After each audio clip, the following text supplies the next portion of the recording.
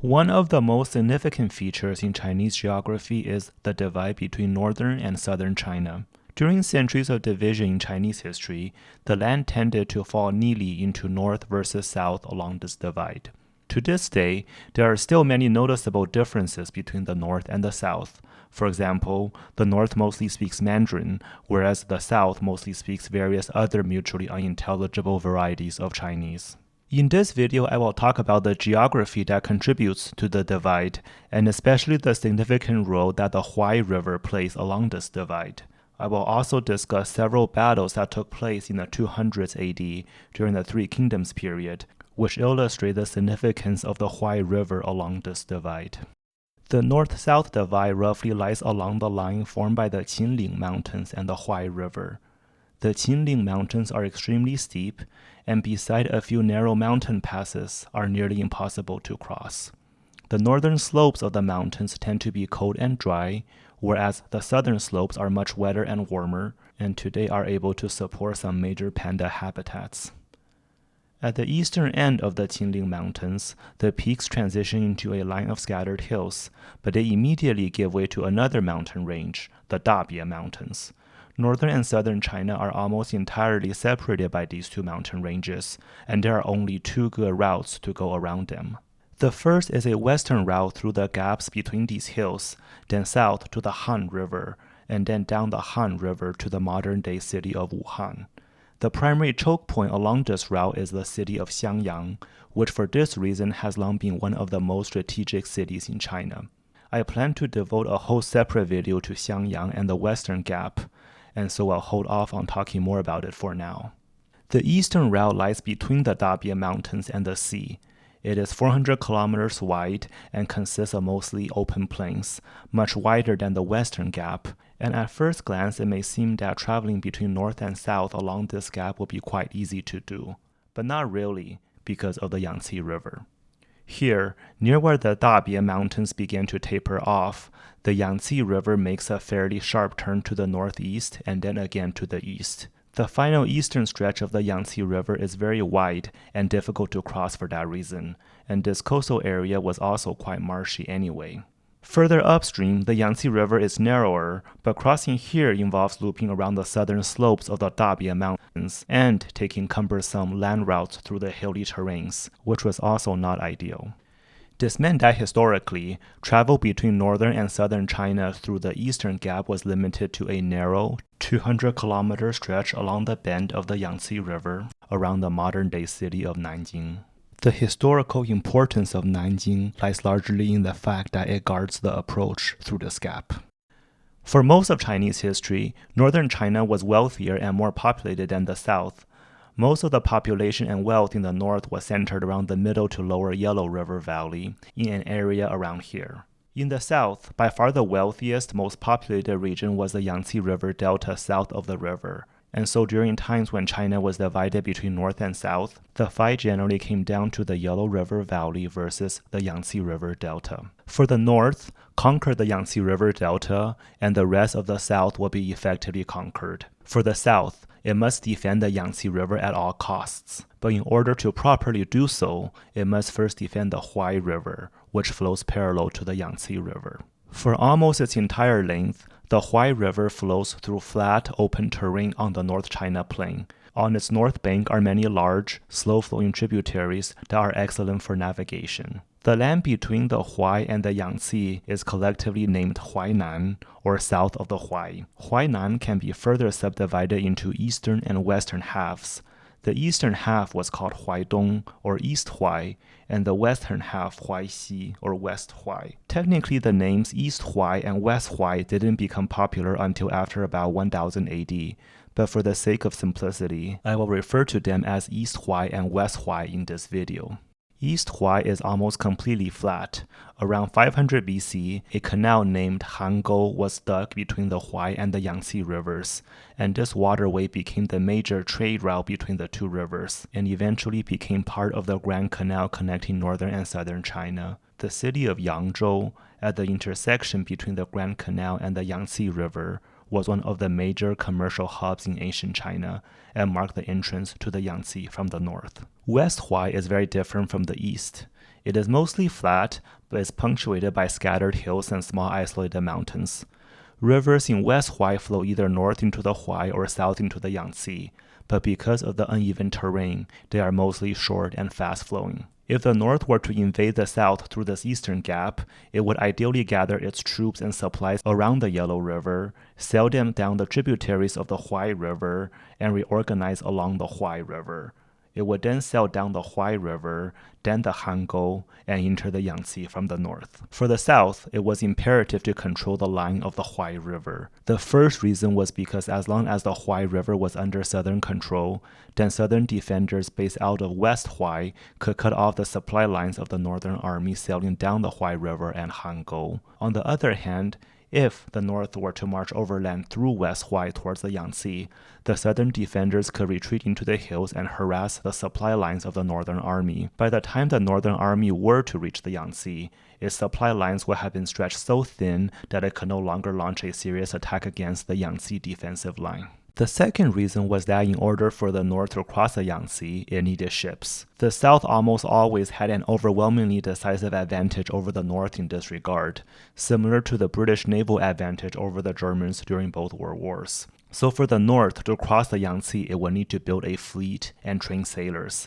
But from where? It could set up shipyards on the north bank of the Yangtze, but then they would be sitting ducks for the Southern Navy. So the only way for the North to do so safely was to control one of the waterways north of the Yangtze, build its navy there, and then sail its ships into the open waters of the Yangtze when ready. But to do so, it must first wrestle the Huai River, and especially West Huai, from the south.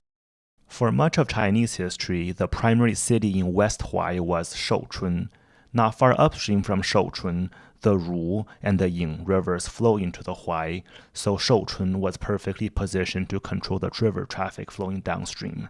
The city itself was protected by the nearby Bagong Mountains and a bend along the Huai River. Not far west of Shouchun is a small river called the Fei River in ancient times that feeds into the Huai River. Around 500 BC, engineers dug a canal from a small river even further to the west into a depression next to the Fei River. A large reservoir formed along the Fei River, and this became a major source of water for irrigation. So not only was Shouchun a major transportation hub, but it was also the center of a rich agricultural region. Now that we have discussed the basic geography of this area, let's go through some historical events. In the late 100s AD, the Han dynasty fell apart and the land was taken over by warlords. Huainan was initially controlled by the warlord Yuan Shu, but after he was defeated, his lands were contested between the warlords Cao Cao, based out of the Yellow River Valley, and Sun Quan, based out of the Yangtze River Delta. In 208, Cao Cao tried to invade the south through the western route we talked about at the beginning of this video. He captured Xiangyang and sailed his fleet down the Yangtze River, but was heavily defeated at the Battle of the Red Cliffs. After that, with the western route being less of an option, Cao Cao refocused his attention onto the eastern route. By this point, Huainan was split between Cao Cao and Sun Quan, with Cao Cao controlling the northern 2/3 and Sun Quan controlling the southern 1/3. On one hand, Sun Quan did not have control of the line of the Huai River that would have fully made his base in the Yangtze River Delta safe from invasion, but on the other hand, he still held a vital buffer zone to the north of the Yangtze. The two sides heavily contested the area around Lake Chao. There is a small river that flows into Lake Chao from the west, and in very ancient times, during the summer floods, the waters from the smaller river would overflow into the nearby Fei River and combine with the Fei. The Chinese word for combine is he, so the settlement that developed here was named Hefei, now a major city and the capital of modern-day Anhui province. The eastern edge of Lake Chao juts into several mountains, and a river flows out of Lake Chao between these mountains and into the Yangtze. The ancient name for this was the Ruxu River. As long as Cao Cao controlled Hefei, he had the option of building a fleet on the lake, sailing it down the Ruxu River into the Yangtze, and then sailing that fleet down the Yangtze to attack Sun Quan's base in the Yangtze River Delta. For Sun Quan, allowing Hefei to remain under Cao Cao's control was an existential threat, and he tried multiple times to push Cao Cao out of Hefei and ideally across the Huai River. In the winter of 208 to 209, immediately after the victory at the Battle of the Red Cliffs, Sun Quan laid siege to Hefei for several months, but was eventually forced to retreat. Afterwards, Cao Cao rebuilt the fortifications there and put it under the command of one of his top generals, Zhang Liao. 4 years later, in the winter of 212 to 213, Cao Cao attacked from Hefei. However, Sun Quan had recently built a pair of fortresses along the Ruxu River, and Cao Cao could not get past the two fortresses, and he, too, was forced to retreat. The following year, in 214, with Cao Cao busy fighting in western China, Sun Quan mustered an army claimed to be 100,000 strong to take Hefei once and for all. As Sun Quan's army approached Hefei, Zhang Liao gathered 800 volunteers and launched a surprise attack against Sun Quan, pushing back the southern army and then retreating back to Hefei after southern reinforcements arrived, significantly boosting the defenders' morale. Sun Quan laid siege to Hefei for over 10 days, but was eventually forced to retreat when a plague broke out in his camp. As Sun Quan's army was retreating, Zhang Liao led another charge, this time against Sun Quan's rear guard. Sun Quan himself was surrounded, with his escape route cut off because the bridge across Xiaoyao Ford had been partially destroyed, and he only barely escaped with his life by riding his horse at full speed to jump across the gap left in the middle of the bridge. In 217, Cao Cao again launched a massive attack against the south, but again he was stopped by the twin fortresses and the southern navy and retreated. After Cao Cao died in 220, the two sides continued to launch multiple attacks against each other, and again with neither side gaining any advantage. The one break that the South had during this period was in the decade of the 250s, after the Sima family had staged a coup and overtook power in the north, in the state of Wei. The garrison at Shouchun did not get along well with the Sima family and so rebelled a total of 3 times, in 251, 255, and 257. The South, now the kingdom of Wu, tried its best to intervene and support the rebels, because if it could somehow get its hands onto Shouchun, then it would finally be able to control the line of the Huai River, and from there build up defenses along the river to keep its core lands south of the Yangtze safe from a land invasion. But unfortunately for the South, the Sima family came down hard onto the rebels with overwhelming forces, and all 3 rebellions were crushed. Wu was finally conquered in 280 by the Jin dynasty based in the north, although the final attack was rather anticlimactic. The main thrust did not come from Hefei or the Hangou, but rather with a northern fleet sailing down the Yangtze River. This time, China was only unified for 2 decades,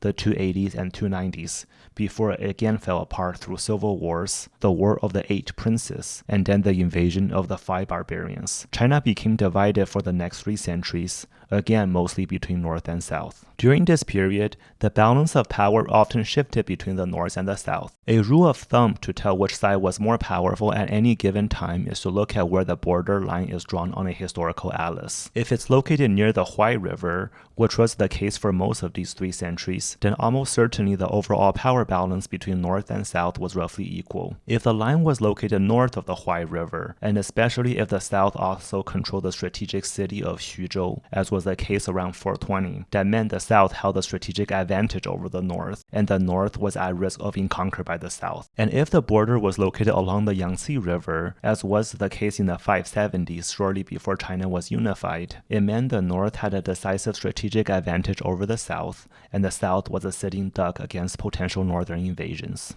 The Huai River never ceased to be important during the remaining times of division in Chinese history, although some major changes did take place to its geography. In 1128, a major flood took place along the Yellow River, and the Yellow River altered its course southward, occupying the riverbed of the lower Huai River. The Huai River now became a tributary of the Yellow River, but because the Yellow River carries so much silt, the soils deposited on the lower banks of the river gradually prevented the waters of the Huai from flowing east, causing more and more of its waters to accumulate south and leading to the formation of a new lake, Lake Hongze.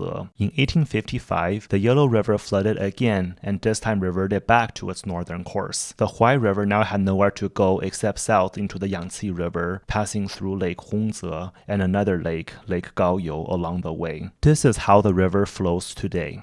Due to the 700 years of silting from the Yellow River, the Huai River went from a calm river with fertile valleys to one of the most flood-prone rivers in China. The centuries of flooding, sand deposition, and both soil salinization and alkalinization transformed the area immediately north of the Huai River from a rich agricultural area into a poverty-stricken backwater prone to natural disasters. But nonetheless, the importance of this region to Chinese history and the stories of battles and heroes remain.